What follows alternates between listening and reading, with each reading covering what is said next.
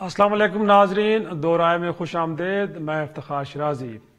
Programme کے آغاز میں ناظرین آج شروعات کریں گے آزادی صحافت اور اس سے جڑے کچھ سوالات پہ۔ ناظرین، کل آپ نے دیکھا ہے کہ نیب لاہور نے پاکستان کے ایک بہت معتبر میڈیا گروپ کے ایڈیٹر ان چیف امیر شکیل الرحمان صاحب کو 54 کالہ اراضی کے ایک کیس میں گرفتار کیا، جس کے بعد ہم نے دیکھا ہے کہ صحافتی تنظیموں کی جانب سے اور میڈیا ہاؤسز کی جانب سے بڑا شدید رد عمل دیکھنے کو ملا۔ کہا یہ گیا کہ یہ آزادی صحافت پہ بہت بڑا حملہ ہے، لیکن دوسری طرف اب دیکھتے ہیں کہ حکومت کا آج اس کے اوپر موقف ہے اور بڑا ہی دلچسپ ہے۔ وزیراعظم کی معاون خصوصی برائے اطلاعات فردوس شاہ شکوان صاحبہ نے آج ایک پریس کانفرنس کی اور اس میں یہ تاثر دیا گیا کہ شاید انہیں میڈیا کے ذریعے پتہ چلا کہ میر شکیل الرحمان صاحب کو گزشتہ روز گرفتار کیا گیا ہے، اور ساتھ میں یہ بھی کہا گیا کہ حکومت وقت آزادی صحافت پہ یقین رکھتی ہے اور ساتھ میں اس بات کی امید رکھتی ہے کہ نیب کا ادارہ کمزور طبقات کے اوپر ہاتھ نہیں ڈالے گا۔ لیکن اس کے برعکس دیکھا جائے تو یہ ایک اپوزیشن کی جماعتیں ہوں یا ایک پرسیپشن اگر بنا ہے ملک کے اندر تو وہ یہ ہے کہ نیب جو کچھ بھی کر رہا ہے بہرحال یہ حکومت کی ایما پہ ہی کیا جا رہا ہے، اور ماضی میں بیوروکریٹس ہوں، سیاستدان یا پھر حالیہ وقت میں ایک میڈیا گروپ کے اتنے بڑے شخصیت کو گرفتار کرنا ایک تسلسل نظر آ رہا ہے کہ شاید یہ چیزیں ایسے نہیں ہو رہی بلکہ کچھ خاص ایک منصوبہ بندی کے تحت کی جا رہی ہیں۔ ساتھ میں ناظرین ہم ذکر کریں گے کچھ پروگرام میں آگے چل کے جو سیاسی ایک ملک کے اندر صورتحال بنی ہے۔ گزشتہ 6 ماہ کی خاموشی تھی، اس خاموشی کے بعد مریم نواز صاحبہ اچانک اسلام آباد میں آئیں اور اس نے ایک پریس کانفرنس بھی کی۔ کیا وجہ ہے، کیوں اتنے ماہ خاموش رہیں اور اس بولنے کے پیچھے کیا وجوہات ہیں؟ کیا پارٹی کے اندر جو ایک انتشار کی کیفیت نظر آ رہی ہے اس کو ایڈریس کرنے کے لیے وہ منظر عام پہ آئی ہیں اور گفتگو کی ہے، یا پھر وہ جو ایک کمپین پہلے چلا رہی تھی ووٹ کو عزت دو اور سول سپریمیسی کی بات کر رہی تھی، کیا اس کو دوبارہ شروع کرنے جا رہی؟ اس پہ بھی گفتگو کریں گے۔ میرے ساتھ ایک آنریبل پینل موجود ہے، کراچی سے ہمیں جوائن کیا سینئر تجزیہ کار اور صحافی مظہر عباس صاحب نے۔ سر بہت شکریہ۔ اسٹوڈیو میرے ساتھ موجود ہیں زیغم خان صاحب، آپ بھی سینئر صحافی ہیں، کالم نویس ہیں، بہت شکریہ سر آپ کا بھی۔ اور آپ دونوں کی اجازت سے اگر آپ اجازت دیں تو میں سب سے پہلے چلتا ہوں، ہمارے ساتھ ایک اور بھی معتبر شخصیت جڑی ہیں میڈیا سے، مجھے شامی صاحب۔ سر بہت شکریہ آپ کا بھی وقت دینے کا۔ سر آپ سے شروعات کروں گا اور پہلا سوال میرا یہی ہوگا کہ میر شکیل الرحمان صاحب کی گرفتاری کے نتیجے میں آپ کیا سمجھتے ہیں کہ میڈیا کو کیا پیغام حکومت وقت نے دیا ہے یا نیب کی طرف سے جو پیغام ملا ہے کیا ہے سر؟ دیکھیں، میر شکیل الرحمان صاحب کی گرفتاری جو ہے یہ کوئی معمولی واقعہ نہیں ہے اور اس سے بآسانی جو ہے وہ برداشت نہیں کیا جا سکتا، ہضم نہیں کیا جا سکتا۔ پاکستان کی جو تاریخ ہے اور میڈیا کے بارے میں جو ہمارے اہل اقتدار کا رویہ رہا ہے اور جو کچھ یہاں ہوتا رہا ہے، یہ اس کا لگتا ایسا ہے کہ جو ہمارا تلخ ماضی ہے اس کو پھر دوبارہ ایک طرح سے دہرایا جا رہا ہے، تو اور ہم پھر ایک بار پیچھے کی طرف جو اپنا سفر ہے اس پہ کھو گئے۔ یہ ساری صورتحال جو ہے یہ تمام میڈیا ٹیمیں اور کارکن متحد ہوں، اکٹھے ہوں، مل کر اپنی آواز بلند کریں، اپنے تمام تر مفادات، تعصبات اور اختلافات کو بھلا کر یک آواز ہوں تاکہ اس صورتحال کا سامنا کیا جا سکے اور آزادی صحافت کو اور آزادی اظہار کو جو خطرات لاحق ہو گئے ہیں ان کا پردباغ کیا جا سکے۔ صحیح۔ مجیب الرحمان شامی صاحب، آپ کو کیا لگتا ہے آج جو حکومت کا موقف ہمارے سامنے آیا ہے کہ شاید انہیں میڈیا کے ذریعے اس بات کا علم ہوا ہے کہ شکیل الرحمان صاحب کی گرفتاری ہوئی ہے، آپ کو لگتا ہے کہ واقعی نیب ایک انڈیپینڈنٹلی کام کر رہا ہے اور حکومت کا واقعی سارے معاملے سے کوئی تعلق نہیں ہے اور بالکل ہی ایک چیزیں بڑی میرٹ پہ ہو رہی ہیں؟ کیا لگتا ہے آپ کو جو آج جواب آئے حکومت کی جانب سے؟ دیکھیے، میں اس بحث میں نہیں الجھنا چاہتا کہ نیب کاغذ کے اوپر تو ایک انڈیپینڈنٹ ادارہ ہے، لیکن نیب اپنی ساری کارروائی جو ہے وہ اپنے طور پر کر رہا ہے، اس کے بارے میں شکوک و شبہات پائے جاتے ہیں، لیکن اس سے قطع نظر نیب نے یہ کارروائی اپنے طور پر کی ہو یا حکومت سے وقت کے ساتھ مل کر کی ہو. دیکھنے کی بات یہ ہے کہ میر یقین الرحمان کوئی پبلک آفس ہولڈر نہیں ہے. صحیح. وہ کبھی بھی پبلک آفس ہولڈر نہیں رہے. وہ ایک آپ زیادہ سے زیادہ کہہ سکتے ہیں وہ کاروباری شخصیت ہے, بڑے بزنس مین, بڑے میڈیا گروپ کے سربراہ ہیں. ایک اب آپ خود دیکھیے کہ کاروباری شخصیات سے ڈیل کرنے کے لیے جو حکومت نے ہدایات دی تھی نیب کو, اور جس کی روشنی میں پھر نیب نے اپنی ایس او پی جاری کی تھی, ان کی کتنی سری خلاف ورزی ہوئی ہے میر شکیل الرحمان صاحب کے حوالے سے. تو اس لیے آپ کیسے اس کو الگ کریں گے پورے سیاسی ماحول سے اور سیاسی منظر سے. صحیح. بہت شکریہ. مجیب الرحمان شامی صاحب گفتگو کر رہے تھے. مدن صاحب آپ کی طرف لے کے آؤں گا. جو ابتدائی میں بات مجیب الرحمان شامی صاحب نے بھی کہی ہے کہ ماضی میں بھی اس طرح کا رویہ میڈیا کے ساتھ روا رکھا گیا ہے, لیکن آپ بھی جانتے ہیں, ہم بھی جانتے ہیں کہ اس سے مسائل حل ہونے کے بجائے مزید الجھے ہیں. تو کیا حکومت وقت کو اس بات کا احساس نہیں اگر اس طرح میڈیا کو ٹیکل کیا جاتا ہے, جو کوئی ادارہ اس طرح کے اقدامات کرتا ہے جس سے وکٹمائزیشن کا ایک تاثر ابھرتا ہے یا میڈیا پہ قدغن کا ایک تاثر ابھرتا ہے, تو اس سے معاملات اور بگڑیں گے. اور صرف یہ کہہ دینا کہ شاید انہیں میڈیا کے ذریعے پتہ چلا ہے کہ اتنی بڑی ہیپننگ ہو گئی ہے, کیا حکومت مطمئن کر پائے گی میڈیا کو؟ اور ساتھ میں یہ کہ سارے معاملے کو ایک طرح سے اس سے بری ذمہ ہو سکتی ہے آپ کے خیال میں؟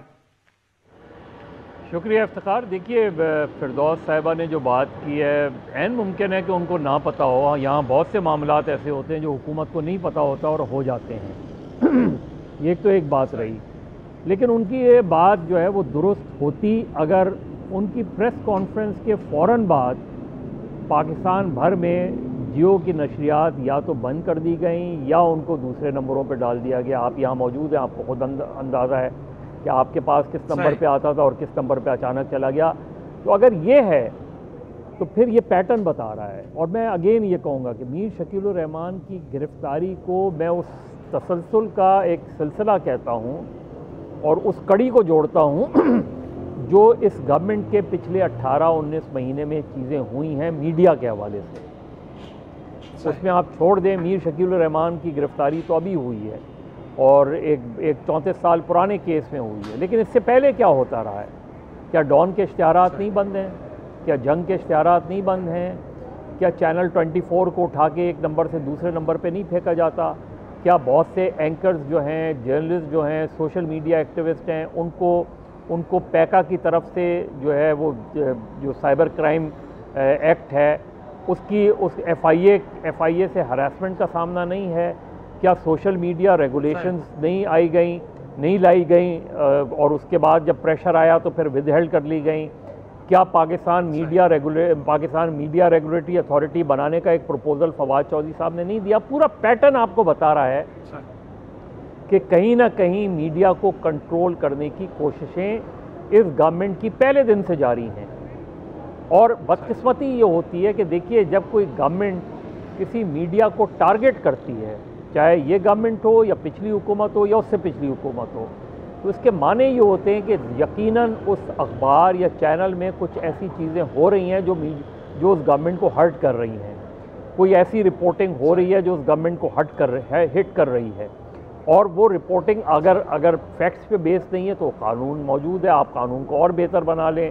بارہا کہا گیا کہ آپ حقوق عزت کے قانون کو بہتر بنا لیں. لیکن ایک پیٹرن نظر آتا ہے کہ دو بڑے میڈیا گروپ جنگ اور ڈان, ان کو خاص ٹارگٹ کیا جا رہا ہے پچھلے اس دور میں بھی, اور تھوڑا سا پیچھے بھی چلے جائیں گے تو آپ کو نظر آ جائے گا, خاص طور پہ ڈان کے سلسلے میں. اب آپ اگر دو بڑے میڈیا گروپس کو جن کی لارجسٹ سرکولیشن ہے اور جس کی لارجسٹ ویورشپ ہے, جب آپ اس پہ سختی کرتے ہیں تو اس کے نتائج کیا ہوتے ہیں؟ اس کے نتائج صرف آزادی صحافت کو ایک طرف رکھیں. جو آپ اگر کوئی پبلک انٹرسٹ کی کوئی چیز کرتے ہیں, فرض کریں اس وقت کرونا وائرس کا ایک طوفان مچا ہوا ہے, اس میں آپ کو لوگوں کو آگاہی دینی ہے. اب اگر آپ نے لارجسٹ میڈیا گروپ کو ٹارگٹ کر لیا ہے تو آپ نے دراصل وہ جو آگاہی مہم ہے اس کو افیکٹ کرنے جا رہے ہیں آپ. اس سے پہلے ڈینگی کے مسئلے پہ جو اشتہارات تھے وہ آپ نے بڑے میڈیا گروپس کو نہیں دیے, تو آپ نے لوگوں تک وہ چیزیں نہیں پہنچائیں. تو یہ جو اشتہارات کا گورنمنٹ استعمال کر رہی ہے، پیمرا کے تھرو چینل کو آف ایئر یا دوسری نمبرز پہ بھیجا جا رہا ہے، تو یہ کنائیونس نظر آتا ہے.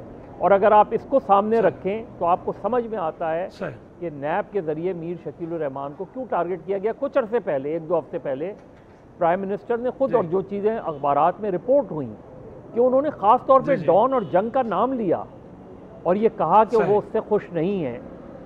تو اگر اس کے بیک گراؤنڈ میں دیکھیں آپ، تو آپ کو یہ نظر آتا ہے کہ یہ سب کچھ کیوں ہوا. اور اس سے پہلے پرائم منسٹر باہر یہ کہہ چکے ہیں کہ جی دیکھیں، لوگ پاکستانی اخبارات پڑھنا چھوڑ دیں، Pakistani TV talk shows دیکھنا چھوڑ دیں. یہ تو وزیر اعظم کہتے رہے. تو ایک پیٹرن نظر آتا ہے ہمیں اس ایکشن کے پیچھے. صحیح. زاغم، آپ کی طرف یہ نقطہ لے کے آؤں گا کہ پیٹرن واقعی نظر آ رہا ہے، لیکن کیا وہ عمران خان صاحب کے جن میں وہ بڑا اپریشیٹ کرتے رہے ہیں، تبدیلی کا سلوگن جو لے کے آئے ہیں، اور اقتدار میں آنے کے حوالے سے ان کا خیال یہ ہے کہ شاید میڈیا کی سپورٹ نہ ہوتی تو وہ یہ اچیو نہ کر پاتے، آل آف اے سڈن یہ مائنڈ سیٹ کیسے چینج ہو گیا؟ کیا اس کے پیچھے آپ کو ڈرائیونگ فورس نظر آ رہی ہے؟ یہ ان کے اپنے ڈیسیجنز ہیں یا کہیں سے امپوز کیے جا رہے ہیں؟ دیکھیں، تو پورا پاکستان یہ سوال پوچھ رہا ہے کہ وہ عمران خان جو وزیر اعظم بننے سے پہلے تھے وہ کہاں گئے؟ صحیح. پیٹرن کی آپ نے بات کی، مظہر عباس صاحب نے پیٹرن کی طرف اشارہ کیا. میرے خیال میں پیٹرن ہمیں پورے پاکستان کی تاریخ میں نظر آتا ہے. خاص طور پر 2 وقت ایسے ہیں جب میڈیا پہ بہت پریشر آتا ہے. ایک تو جب غیر جمہوری دور ہوتا ہے، آپ کو پتہ ہے میڈیا کو قومی آیا بھی کیا، بند بھی کیا گیا، سب کچھ کیا گیا، کوڑے بھی لگے صحافیوں کو.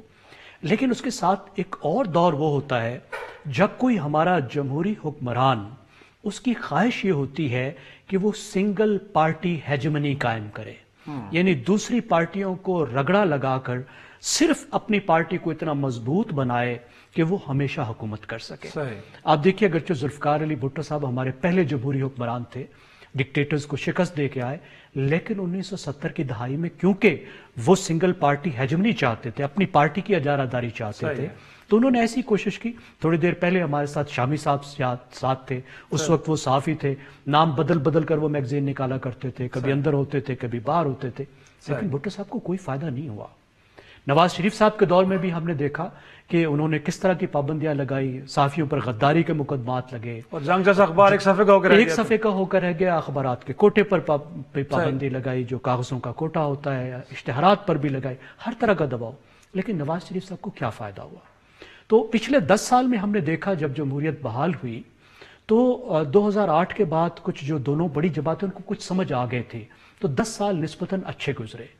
اب بدقسمتی سے ایک ایسی جماعت حکومت میں ہے جس کے پاس پہلے حکومت کرنے کا اس طرح کی سیاست کا تجربہ نہیں ہے. تو بظاہر ایک تو یہ لگتا ہے کہ عمران خان صاحب جو ہیں وہ بھی اپنی ایک سنگل پارٹی ہیجمنی چاہ رہے ہیں. اور ظاہر ہے آپ دیکھیں جس طریقے سے وہ اپوزیشن کو دباؤ ڈالتے ہیں، اپوزیشن کو برداشت کرنے کو تیار نہیں ہے، اس سے یہ ظاہر ہوتا ہے. لیکن اس کے ساتھ ان کی ایک اور خواہش بھی ہے، وہ ہے نیریٹو کو کنٹرول کرنے کی. یعنی عوام وہ سنیں، صرف وہ سنیں جو وہ سنانا چاہتے ہیں. آج کے دور میں جب نیریٹو کو کنٹرول کرنا اتنا مشکل ہے، جب آپ صرف سرکاری میڈیا تک عوام محدود نہیں ہے، سوشل میڈیا بھی ہے، لوگوں کے اتنے رابطے بن چکے ہیں، اس وقت نیریٹو کنٹرول کرنے کی جو ان کی خواہش ہے وہ ایک بڑی خطرناک خواہش ہو چکی ہے. اور ان کی خواہش یہ ہے، جیسے جن ان کی تقریروں کی طرف، باتوں کی طرف مظہر عباس صاحب نے اشارہ کیا، کہ وہ نہیں چاہتے کہ بری خبر ان کی حکومت کی کارکردگی کے بارے میں، ان کے بارے میں، ان کی پارٹی کے بارے میں کوئی بھی بری خبر عوام تک پہنچے تو وہ بہت ناخوش ہوتے ہیں. وہ کہتے ہیں آپ اخبار ہی نہ پڑھیں، آپ اپنے کان بند کر لیں، آپ آنکھیں بند کر لیں. یہ چلتا نہیں ہے، ایسا ہو نہیں سکتا، کیونکہ بری خبر کا مقابلہ آپ اچھی خبر سے کر سکتے ہیں. آپ کو وہ نیریٹو پسند نہیں تو اپنا نیریٹو لائیں. اگر آپ اس طرح کریں تو پھر جو افواہ ساز فیکٹریاں چلتی ہیں ان کا راستہ بند نہیں ہو سکتا. اور پھر ایک اور چیز آپ دیکھیے کہ کس وقت میں ایسا کر رہے ہیں. آپ کتنے بڑے معاشی چیلنجز ہیں، اور ابھی ہم ان معاشی چیلنجز سے نہیں نکلے کہ پوری دنیا اور خاص طور پہ پاکستان جیسا ملک ایک شاید اپنی تاریخ کے سب سے بڑے ہم پبلک ہیلتھ چیلنج کا سامنا کرنے جا رہے ہیں. ایک چھوٹا سا بریک لیتے ہیں، میرے خیال میں بریک کے بعد گفتگو کو آگے بڑھائیں گے. بریک.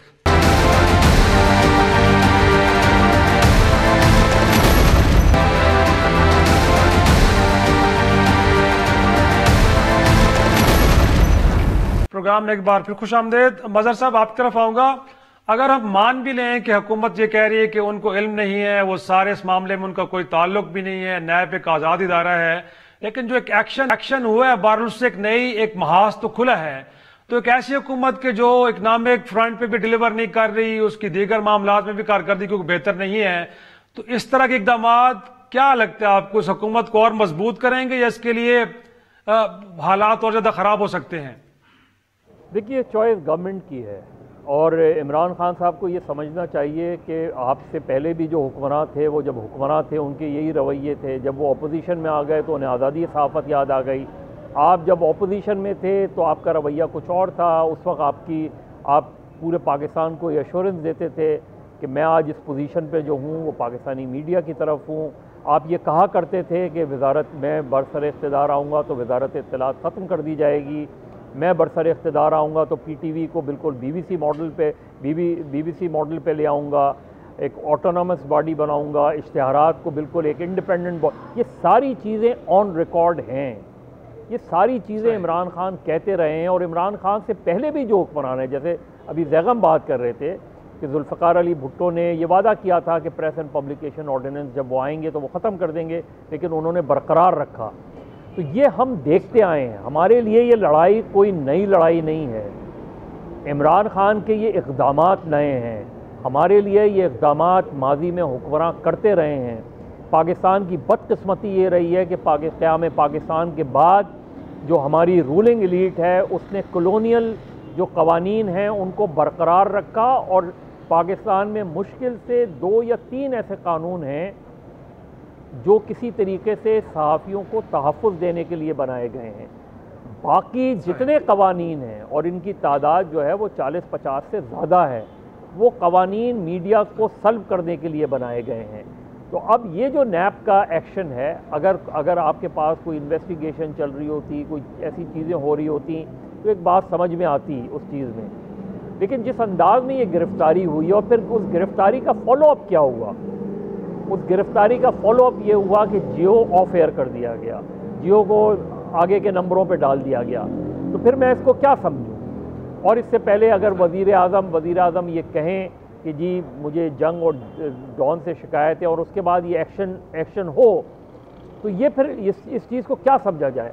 تو لیکن صرف عمران خان کو سمجھنے کی کیا ضرورت ہے، اس گورنمنٹ کو سمجھنے کی کیا ضرورت ہے کہ کل جب آپ اپوزیشن میں آئیں گے، کل جب آپ حکومت میں نہیں ہوں گے، تو یہ یاد رکھیں کہ آپ آزادی صحافت کا نعرہ لگا رہے ہوں گے، ہم کل بھی یہیں تھے، ہم کل بھی یہیں ہوں گے، ہم پہلے بھی یہیں تھے، اور یہ جتنے ادارے ہیں، یہ ان اداروں کو آپ تنقید برداشت کرنا سیکھیں۔ یہ سارے حکمران کا مسئلہ ہے کہ اسے تنقید برداشت نہیں ہوتی، یہ سارے حکمرانوں کا مسئلہ ہے کہ اس کو صرف وہ بات اچھی لگتی ہے جس میں اس کی تعریف موجود ہو۔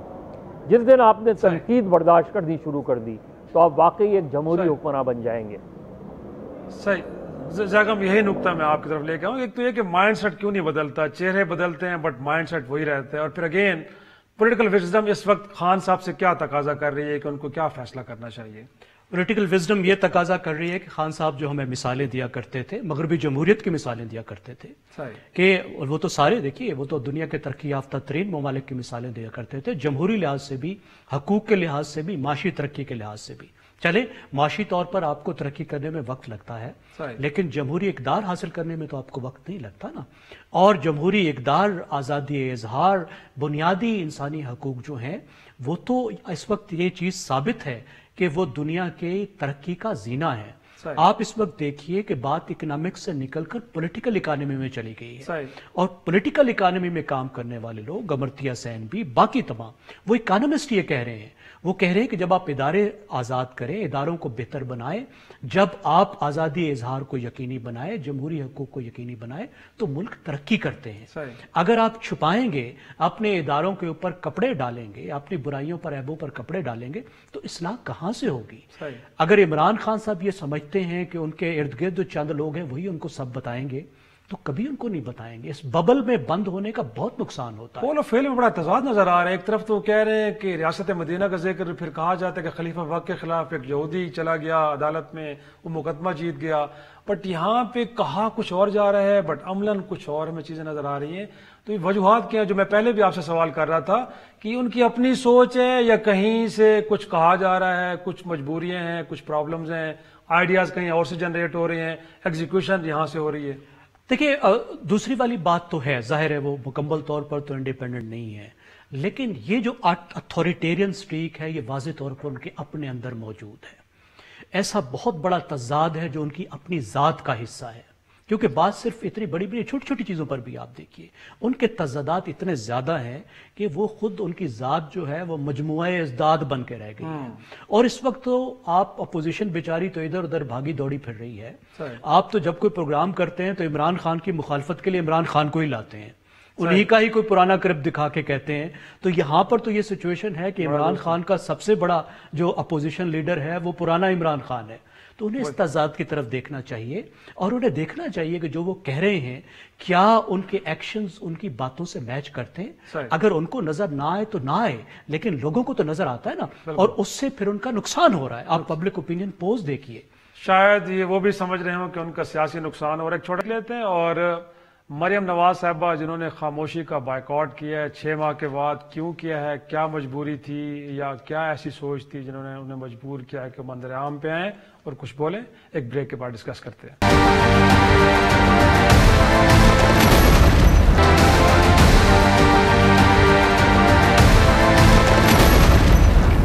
प्रोग्राम में एक बार खुशामदेद। मदर साहब आपकी तरफ आऊंगा। इनफैक्ट मरियम नवाज साहबा कुछ 6 माह खामोश रही और इस पुरस्कार खामोशी के ऊपर बड़े सवाल उठते रहे हैं, पार्टी के बाहर से भी और पार्टी के अंदर से भी।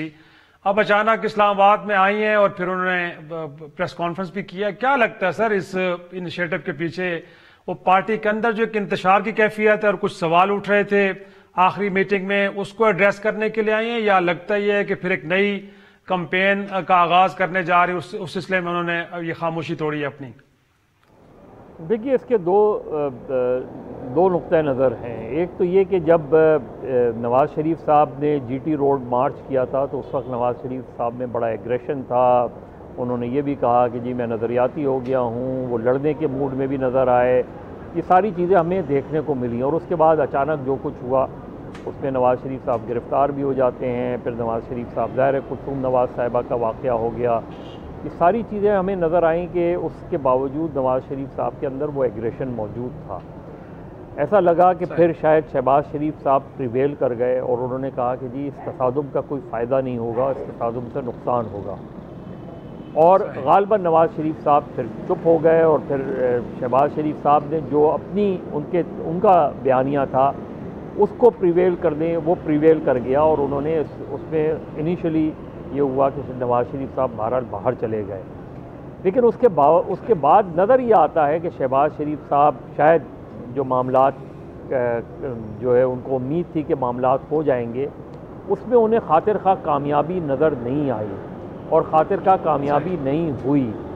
तो उसके बाद मुस्लिम लीग नून के अंदर ये चीज़ ज़्यादा एग्रेसिवली और ज़्यादा ज़ोर शोर से सामने आने लगी कि शहबाज शरीफ साहब ने जो भी कोशिशें की उसमें वो कामयाबी नहीं हुई। और उसका जो बिल्कुल इख्तिताम मैं समझता हूँ वो ये नज़र आया कि कुलसूम नवाज़ साहिबा के मसले पर इमरान खान साहब ने एक पोजीशन ले ली और जो भी लोग किसी भी तरीके से ये इंटरेस्टेड थे कि मरियम नवाज़ को भी बाहर भेज दिया जाए और ये शरीफ फैमिली बिल्कुल 2000 की तरह बाहर चली जाए और बाहर रहे, उसमें कामयाबी नहीं हुई क्योंकि इमरान खान ने एक पोजीशन ले ली। अब ये सिचुएशन ऐसी थी कि या तो मरियम नवाज़ खामोश रहती, नवाज़ शरीफ भी खामोश हैं, ज़ाहिर है उनकी तबीयत भी ठीक नहीं है, और शहबाज शरीफ को भी कोई कामयाबी नहीं मिल रही। तो अब ऑप्शन उनके पास सिवाय इसके कुछ नहीं था कि वो उसको दोबारा जो नवाज़ शरीफ का बयानिया है उसे दोबारा जो है सामने लाया जाए। और शायद ये जो मरियम नवाज़ साहिबा अभी उन्होंने अपने साइलेंस ब्रेक की है, ये शायद इसकी पहली कड़ी है। इसमें ज़रूरी नहीं है कि वो फौरी तौर पे उनमें आपको वही मरियम नवाज़ नज़र आएंगी जो पहले हमें देखने को मिली, लेकिन ये मोमेंटम आहिस्ता आहिस्ता बढ़ेगा और मरियम नवाज़ साहिबा का शाहिद खाकान अब्बासी के साथ ایک لیڈنگ رول مسلم لیگ نون کے نظر آئے گا اور شہباز شریف مجھے بیک سیٹ پر نظر آئیں گے۔ صحیح زاغم، یہ نقطہ آپ کی طرف بھی لے کے آؤں گا۔ انفیکٹ آپ کو بھی یہ لگتا ہے کہ کیونکہ پلان بھی ناکام ہو گیا ہے، وہ جو گول اچیو کرنا چاہ رہی تھی نون لیگ وہ اچیو نہیں کر پائی، لہٰذا اب دوبارہ پلان اے کی طرف چلے گئے ہیں، یہی وجہ ہے خاموشی توڑنے کی؟ یا آپ کو لگتا ہے کہ نہیں، وہ جو پارٹی کے اندر بھی لگ رہا تھا کہ اب کہیں ٹوٹ پھوٹ کا شکار ہو رہی ہے، کچھ ڈسینٹنگ وائسز بھی سننے کو مل رہی تھی، اس کو ایڈریس کرنے کے لیے؟ میرے خیال ہے ابھی تک جو مسلم لیگ نواز کے نیریٹو کا اونٹ تھا وہ کسی ایک کروٹ پر نہیں بیٹھا، اچھا، اور مسلم لیگ نواز ابھی تک کلیئر نہیں ہے کہ اسے کس جانا ہے۔ میرے خیال میں ابھی ان کا رخ مصالحت کی طرف تھوڑی زیادہ ہے۔ اگر کلثوم نواز صاحبہ کی آپ گفتگو بھی سنیں، اگرچہ اس میں ہلکا سا اشارہ تھا، ایک دو ڈیفائنڈ باتیں تھیں، مریم نواز صاحبہ کی بات مریم نواز، میں معافی چاہتا ہوں، مریم نواز صاحبہ کی کچھ ایک دو باتیں ڈیفائنڈ تھیں، لیکن ان کی اتنی اگریسو ٹون نہیں تھی جتنی ہوا کرتی ہے۔ صحیح۔ تو مجھے یہ لگتا ہے کہ مسلم لیگ نواز یہ امید کر رہی ہے کہ اس حکومت کی غیر مقبولیت کی وجہ سے ان کے علاوہ کوئی آپشن نہیں بچے گا عوام کے لیے بھی اور خود ان لوگوں کے لیے بھی جو عمران خان کو سپورٹ کرتے رہے۔ میں آپ کی توجہ دلانا چاہوں گا، ابھی ہفتہ ایک ہوا گیلپ کا جو سروے آیا ہے، گیلپ پلس، وہ یہ آپ کو بتاتا ہے کہ 66% لوگ اس حکومت سے غیر مطمئن ہیں، اور وہ یہ بتاتا ہے کہ 59%، یعنی 60% سے صرف 1% کم لوگ یہ سمجھتے ہیں کہ موجودہ حکومت کی کارکردگی پچھلی حکومت سے زیادہ بری ہے، یعنی وہ سمجھتے ہیں کہ مسلم لیگ نواز کی حکومت جو تھی وہ بہتر تھی موجودہ حکومت کمپیئر ٹو دس گورنمنٹ، اور 62% لوگ یہ سمجھتے ہیں کہ ملک غلط سمت میں جا رہا ہے۔ صحیح۔ تو مسلم لیگ نواز کو بھی اس کا اندازہ ہے، اور وہ یہ سمجھتی ہے کہ اس حکومت کی جو غیر مقبولیت ہے اس کو وہ کیش کرا سکے گی۔ عمران خان صاحب ناکامی کی طرف جا رہے ہیں، لیکن ظاہر ہے یہ جو اپرچونٹی ہے اس کو حاصل کرنے کے لیے انہیں کچھ نہ کچھ سیاست کرنے کی ضرورت تو ہے، ایبسنٹ ہونے کا تو کوئی فائدہ نہیں۔ لیکن جب تک اگریسو اپروچ نہیں اپنائی جائے گی اور دیگر پولیٹیکل فورسز کو ساتھ نہیں ملایا جائے گا، وہ تو پیپلز پارٹی بھی گلہ کرتی پھر رہی ہے کہ شاید کوئی موڈ نہیں لگ رہا ان کا، نہ تو میاں صاحب کا سڑکوں پہ آنے کو ارادہ تھا اور نہ ہی مریم صاحبہ سے جب رابطہ کیا جاتا ہے تو ان کی طرف سے تو جو آپ بات کر رہے ہیں کہ اب سیکنڈ چوائس تو یہی پارٹی ہے، بٹ اگین تقاضا یہ ہے کہ سڑکوں پہ اگریسو اپروچ اپنائی جائے، لیکن وہ جیسے آپ بھی فرما رہے ہیں کہ بڑا مائلڈ وے میں انہوں نے اپنا اگر گفتگو کی بھی ہے تو اس میں وہ اگریشن نظر نہیں آ رہا جو پہلے ہوا کرتا تھا۔ دیکھیں نا، اگر سڑکوں پر نہیں بھی آتے، دیکھیں سڑکوں پر اگر نہیں بھی آتے تو عوام کے جذبات کا اظہار کرنا تو ضروری ہے نا، لیڈرشپ کا یہاں ہونا تو ضروری ہے۔ صحیح۔ اب اس وقت تو معاملہ یہ ہے کہ لیڈر آف اپوزیشن جو تمام اپوزیشن کے رہنما ہے وہ بھی منظر عام سے غائب ہیں، اتنے عرصے سے غائب ہیں۔ پھر کلثوم مریم نواز صاحبہ کی جو اتنی پراسرار قسم کی خاموشی ہے کہ اتنا لمبا عرصہ 4-6 مہینے وہ نہیں بولی، اور پھر اس کے بعد جو ان کا ایکسکیوز ہے وہ ایکسکیوز جو ہے وہ ان کی شخصیت کو اچھی طریقے سے تو ظاہر نہیں کرتا۔ اگر وہ کہتے ہیں کہ میں مصلحت کی وجہ سے خاموش تھی تو مصلحت کی وجہ سے سیاسی رہنما تو خاموش نہیں ہوا کرتے، انہوں نے تو عوام کی خاطر بولنا ہے، عوام کی خاطر خاموش ہونا ہے، والد کے لیے یا بہن کے لیے یا بچے کے لیے تو خاموش نہیں ہوتے، کیونکہ ان کا جو رول ماڈل رہا ہے مریم نواز صاحبہ کا وہ تو بے نظیر رہی ہے نا، اور بے نظیر سے ہم ان کو کمپیئر کرتے رہے ہیں۔ تو آپ دیکھیے کہ ایسے وقت میں جب پیپلز پارٹی بڑے شدید دباؤ میں تھی، جب ضیاء الحق صاحب کا دور تھا، تو اس وقت بے نظیر صاحبہ کس طریقے سے بہیو کر رہی تھی، کس طریقے سے عوام کے جذبات کا وہ اظہار کر رہی تھی۔ تو میرے خیال میں مریم نواز صاحبہ کو یہ سوچنے کی ضرورت ہے کہ وہ اس طرح کی خاموشی نہ اختیار کیا کریں، اتنی لمبی خاموشی ٹھیک نہیں ہے۔ شہباز شریف صاحب کو بھی شاید واپس آنا چاہیے، پارلیمنٹری اپوزیشن تو ٹھیک طرح سے کرے نا، میڈیا میں تو آئیں اور تھوڑا بہت سڑکوں پر تو آئیں نا۔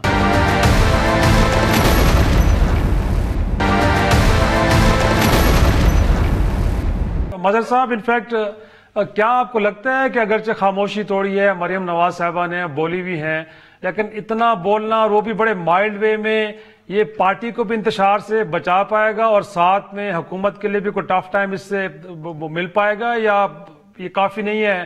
میاں نواز شریف صاحب کو، شہباز شریف کو وطن واپس آنا پڑے گا تب جا کے پارٹی کو بھی بچایا جا سکتا ہے اور حکومت کو بھی ٹف ٹائم دیا جا سکتا ہے؟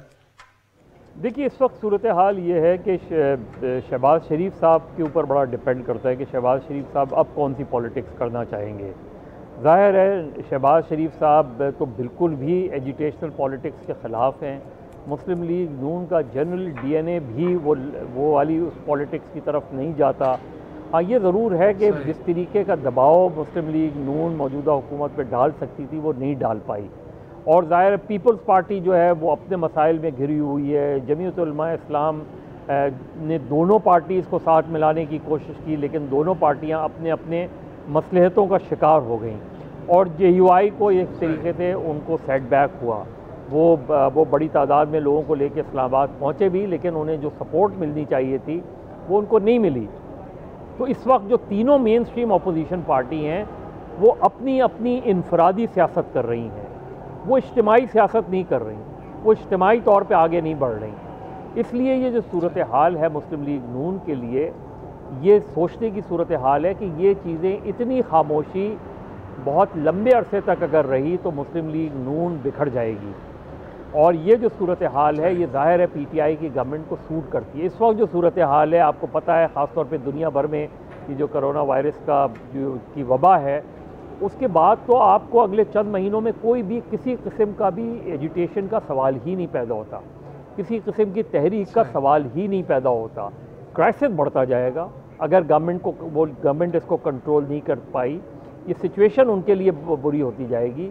اگر مہنگائی کو کنٹرول نہیں کر پائے تو وہ ان پاپولر ہوتے جائیں گے، اور یہ سال ان کے لیے بڑا کروشل ہے، کیونکہ اگر وہ یہ اس چیز کو نہیں کنٹرول کر پائے تو پھر لوکل باڈیز کروانا ان کے لیے مشکل ہو جائے گا، اور اگر کروائے تو جیتنا مشکل ہو جائے گا ان کے لیے۔